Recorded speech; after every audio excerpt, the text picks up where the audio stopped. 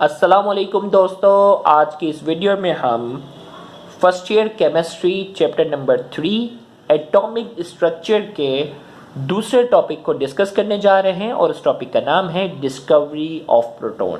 तो आज के इस लेक्चर में हम पढ़ने जाएंगे कि प्रोटॉन जो है वो किस तरीके से डिस्कवर हुआ। तो इस लेक्चर को शुरू करने से पहले एज यूजुअल आपको बताते चलें कि ये लेक्चर डॉक्टर लियसगर की तरफ से डिलीवर किया जा रहा है और ये हमारे यूट्यूब चैनल सिनबोर्ड टीचिंग पर अपलोड किया गया है। अगर आपने अब तक हमारे इस चैनल को सब्सक्राइब नहीं किया तो काइंडली आज ही आप हमारे इस चैनल को सब्सक्राइब करें, साथ ही साथ बेल आइकन को लाजमी क्लिक करें ताकि हमारी अपलोड करदा तमाम वीडियोस की नोटिफिकेशन आपको रिसीव हो सके। तो आइए हम स्टार्ट करते हैं डिस्कवरी ऑफ प्रोटॉन। अब पेपर में ये सवाल किस तरीके से पूछा जाता है, हम पहले उसकी बात कर लेते हैं। पेपर में ये सवाल आता है कुछ इस तरीके से कि आप गोल्डस्टीन एक्सपेरिमेंट को डिस्क्राइब करें, या पेपर में आ जाएगा डिस्कवरी ऑफ प्रोटॉन। आप डिस्कवरी ऑफ प्रोटॉन को जो है वो लिखें, डिस्क्राइब करें डिटेल में उस एक्सपेरिमेंट को, या पेपर में कह देगा कि गोल्डस्टीन एक्सपेरिमेंट को आप डिस्क्राइब करें, क्योंकि प्रोटॉन को डिस्कवर करने वाला साइंसदान जो था उसका नाम था गोल्डस्टीन। तो आइए हम स्टार्ट करते हैं। सबसे पहले introduction. It gives Goldstein experiment cited in introduction. It gives the proof about the presence of proton in an atom. This experiment was done by passing the electricity through gases at very low pressure by Goldstein. हमने कहा इस experiment की मदद से हमें पता चला presence of proton. याद रखिएगा जे थॉमसन का जो एक्सपेरिमेंट था उससे हमें यह पता चला कि इलेक्ट्रॉन नाम की कोई चीज एटम के अंदर मौजूद है। जबकि गोल्डस्टीन के इस एक्सपेरिमेंट से हमें पता चलता है कि एटम के अंदर कोई पॉजिटिव पार्टिकल भी होता है, यानी कोई प्रोटॉन नाम की चीज भी एटम के अंदर मौजूद है। This experiment was done by passing electricity through gases at very low pressure. ये एक्सपेरिमेंट जो है वो गोल्डस्टीन ने परफॉर्म करवाया। इस एक्सपेरिमेंट में इलेक्ट्रिसिटी को गुजारा जाता है गैसेस से एट वेरी लो प्रेशर। जब प्रेशर जो होता है वो बहुत कम होता है तो उस कम प्रेशर में जो गैसेस होती हैं उससे इलेक्ट्रिसिटी को गुजारा जाता है और उसकी मदद से प्रोटॉन को डिस्कवर किया गया। याद रहे इंट्रोडक्शन जो होता है वो ऑप्शनल होता है। पेपर में अगर आपके पास टाइम हो तो इंट्रोडक्शन लिख दिया करें, अगर पेपर में टाइम शॉर्ट हो तो इंट्रोडक्शन को आप छोड़कर आगे तेजी से काम की बात आप लिख सकते हैं। तो आइए एक्सपेरिमेंट की बात करते हैं कि गोल्डस्टीन ने क्या किया। गोल्डस्टीन ने क्या किया, वही डिस्चार्ज ट्यूब ली जो जे थॉमसन ने लिया था, वही वैक्यूम पंप है जो गैस को रिमूव करने का काम करेगा, वही हाई वोल्टेज बैटरी है जिसकी मदद से इलेक्ट्रिसिटी को गुजारेंगे। लेकिन गोल्डस्टीन ने क्या किया, उसने कैथोड जो था ना, गोल्डस्टीन ने क्या किया, जो ये कैथोड था उसने उस कैथोड को परफोरेटेड कर दिया। कैथोड में क्या किया, उसने सुराख कर दिया, कैथोड पर उसने कर दिया सुराख। अब वही जो है वो डिस्चार्ज ट्यूब की जो कवरिंग है वही जिंक सल्फाइड से है, जिससे जो भी चार्ज पार्टिकल स्ट्राइक करेगा वो क्या प्रोड्यूस करेगा, फ्लोरेसेंस प्रोड्यूस करेगा। तो हुआ कुछ ये कि इसने कैथोड को इसने कर दिया है परफोरेटेड। याद रहे बैटरी के जो नेगेटिव से कनेक्ट है वो कैथोड है, बैटरी के पॉजिटिव से जो इलेक्ट्रोड कनेक्ट है वो क्या है, एनोड है।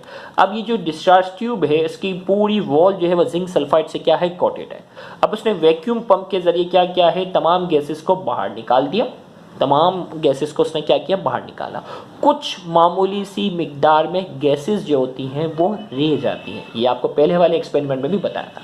अब की बार उसने क्या किया, स्विच ऑन किया, हाई वोल्टेज बैटरी को उसने स्विच ऑन किया। तो स्विच ऑन किया तो जे थॉमसन के एक्सपेरिमेंट की तरह कैथोड से कुछ रेडिएशन निकल रही है। जे थॉमसन के एक्सपेरिमेंट की तरह कैथोड से कुछ रेडिएशन निकल रही है और वो रेडिएशन जा रही है एनोड की तरफ। लेकिन इसके साथ साथ उसने कुछ और रेडिएशन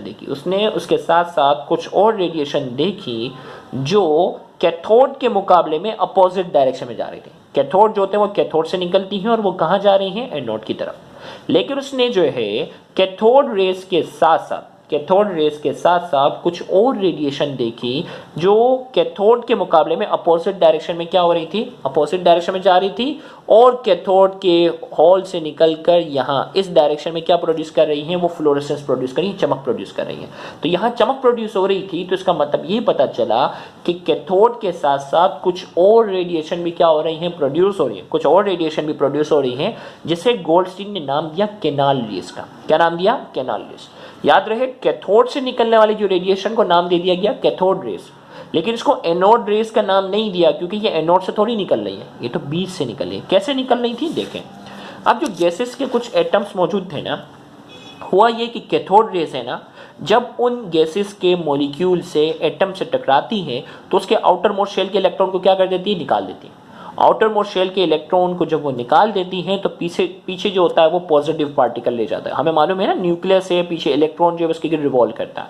तो हो कुछ ये रहा था कि जैसे ही कैथोड रेस इस एटम से टकरा रही थी तो इलेक्ट्रॉन जो आउटर मोस्ट शेल का था वो इनसे रिमूव हो रहा था, वो आयनाइज हो रहा था, और पीछे जो रेज आता था वो पॉजिटिव पार्टिकल था, और वो पॉजिटिव पार्टिकल जो था वो कैथोड के नेगेटिव चार्ज से क्या हो रहा था, कैथोड के नेगेटिव चार्ज से वो अट्रैक्ट हो रहा था, और लिहाजा वो कैथोड रे के मुकाबले में अपोजिट डायरेक्शन में क्या हो रहा था, आगे बढ़ रहा था। अब भाई पेपर में किस तरीके से लिखना है हम उसकी बात करते हैं। तो एक्सपेरिमेंट में हमने कहा गोल्डस्टीन टुक अ डिस्चार्ज ट्यूबली कंटेनिंग एनोड था उसके अंदर, एंड परफोरेटेड कैथोड को क्या किया, परफोरेटेड कर दिया, उसमें सुराख किए। अब देखो यहाँ लिखा हुआ है cathode having holes in it, cathode के अंदर छोटे छोटे सुराख थे। He discharge the gas out of tube, वही वैक्यूम पंप के जरिए उसने क्या किया, गैस को बाहर निकाला।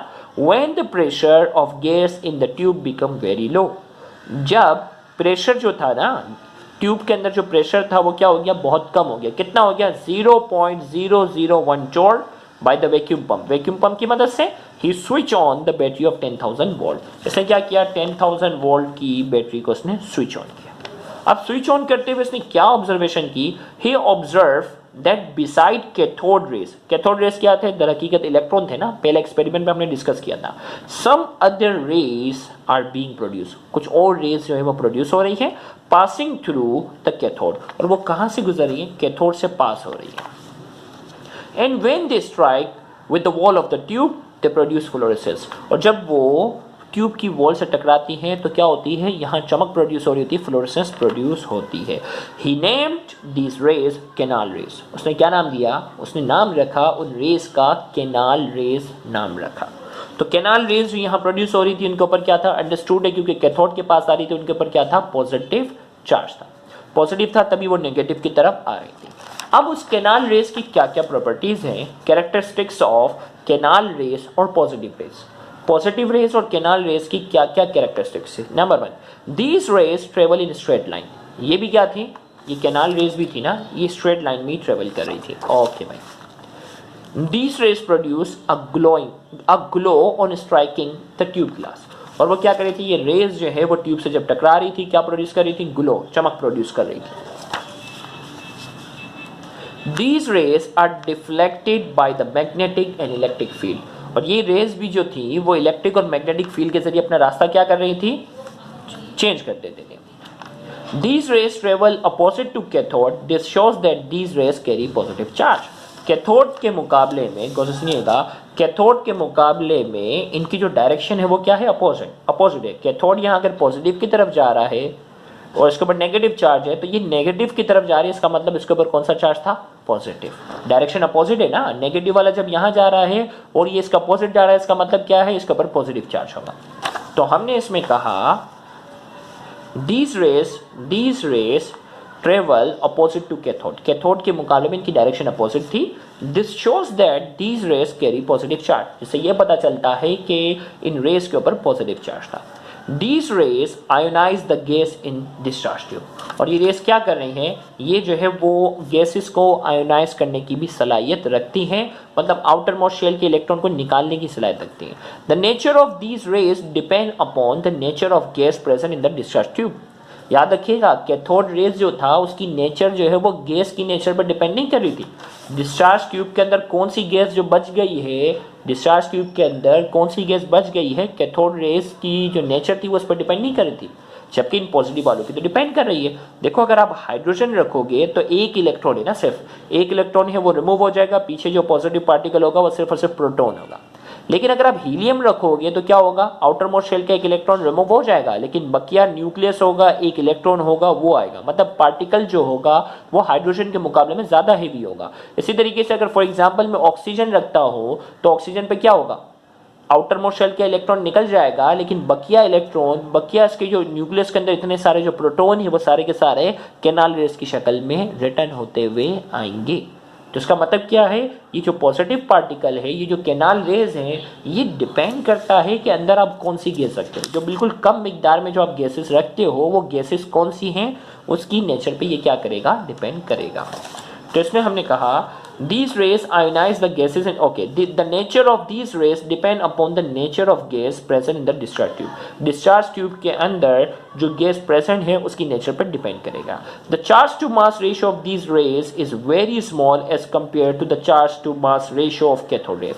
cathode rays का जो charge to mass ratio था ना 1.7588 एक्सपोनेंट 11 कूलम पर किलोग्राम, जो पिछले एक्सपेरिमेंट में डिस्कस किया था, इनका चार्ज टू मास रेशो, इनका जो चार्ज टू मास रेशो होता है वो इलेक्ट्रॉन की चार्ज टू मास रेशो के मुकाबले में काफ़ी कम होता है, क्योंकि इनका जो मास होता है वो काफ़ी ज़्यादा होता है ना। देखो E/m मास जो है वो क्या है, डिनोमिनेटर में अगर कोई चीज़ बहुत ज़्यादा होती है तो ओवरऑल वैल्यू क्या हो जाती है, कम हो जाती है। तो ये पार्टिकल्स जो थे वो मास के लिहाज से इलेक्ट्रॉन के मुकाबले में बहुत भारी हैं, लिहाजा इनका चार्ज टू मास रेशो होगा वो इलेक्ट्रॉन के मुकाबले में कम होगा। The charge on these rays is equal to the charge of cathode rays. जब चार्ज हमने देखा ना, इन रेज के पार्टिकल्स को फिर आगे जाके नाम दे दिया गया प्रोटॉन का। क्या नाम दिया गया, प्रोटॉन। और ये प्रोटॉन कब आता है, जब हमने हाइड्रोजन गैस रखी थी। याद रखिएगा, तमाम गैसेस में प्रोटॉन प्रोड्यूस नहीं होगा, हमने अलग अलग गैसेस जो है वो उसके अंदर डिस्चार्ज ट्यूब के अंदर रखी। हर बार जो है वो पार्टिकल्स जो है वो उसका मास अलग अलग था, और सबसे हल्का पार्टिकल जो था वो हाइड्रोजन गैस की वजह से प्रोड्यूस हुआ। और हाइड्रोजन गैस में आपको मालूम है एक इलेक्ट्रॉन है और एक प्रोटॉन है। जब एक इलेक्ट्रॉन निकल जाता है तो पीछे एक प्रोटॉन आता है। तो जो सबसे हल्का पार्टिकल था कैनाल रेस का, वो हाइड्रोजन गैस की वजह से प्रोड्यूस हुआ, और हाइड्रोजन गैस की वजह से जो पार्टिकल प्रोड्यूस हुआ है उसको नाम दे दिया गया प्रोटॉन। और जब उसके चार्ज को हमने देखा तो उसका चार्ज जो था वो कैथोड रेस का जो पार्टिकल इलेक्ट्रॉन है ना, उसके चार्ज के बराबर था। The mass of these rays, जब हाइड्रोजन वाला जो था ना, चार्ज तो बराबर मिला, लेकिन उसका मास जो था वो फिर भी क्या था, बहुत ज्यादा था। The mass of these rays is much higher than the mass of cathode rays. Cathode rays का जो एक पार्टिकल जिसे इलेक्ट्रॉन कह रहे हैं ना, उसके मुकाबले में इनका जो मास था वो बहुत ज्यादा था। The charge to mass ratio of these rays is different for different gases in discharge tube. और हमने कहा जब गैसेस हम अलग कर रहे थे ना, अभी मैंने आपको बताया ना भाई, ऑक्सीजन रखेंगे तो ये इसका मास अलग होगा, इसी तरीके से हीलियम रखेंगे तो कुछ और होगा, नाइट्रोजन रखेंगे तो अलग होगा। तो हमने कहा इनका जो चार्ज टू मास रेशियो होगा वो क्या होगा, the charge to mass ratio of these rays is different for different gases in discharge tube. Discharge tube के अंदर गैसेस हम चेंज करते जाते हैं, इस हिसाब से उनका चार्ज टू मास रेशियो भी क्या होता है, चेंज होता जाता है। Nature of canal rays are actually proton. जो हाइड्रोजन गैस की वजह से प्रोड्यूस होने वाली जो कैनाल रेज थी, उनको फाइनली नाम दे दिया गया प्रोटॉन का।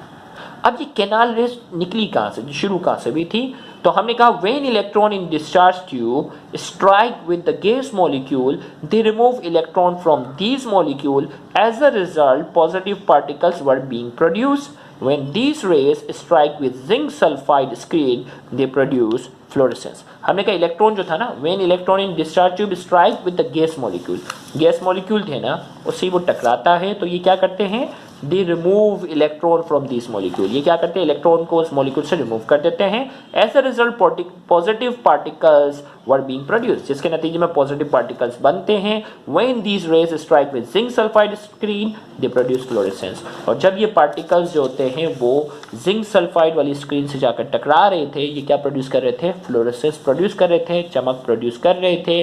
तो यहाँ जाकर डिस्कवरी ऑफ प्रोटॉन का लेक्चर जो है वो हमारा मुकम्मल हुआ। अगर आपको हमारा ये लेक्चर समझ में आया है, पसंद आया है, तो वीडियो को लाजमी लाइक करें, कमेंट में अपना फीडबैक लाजमी दें, और इस वीडियो को ज़्यादा से ज़्यादा शेयर करके अपना हक ज़रूर अदा करें। याद रहे, बहुत से ऐसे स्टूडेंट हैं जो गवर्नमेंट कॉलेजेस के बाद एक्सपेंसिव कोचिंग सेंटर्स को अफोर्ड करने की सलाहियत नहीं रखते। तो आपका इन वीडियोज़ को ज़्यादा से ज़्यादा शेयर करना, उन तक पहुँचाना आपके लिए सदका जारिया बन सकता है। Thank you very much. अल्लाह हाफ़िज़।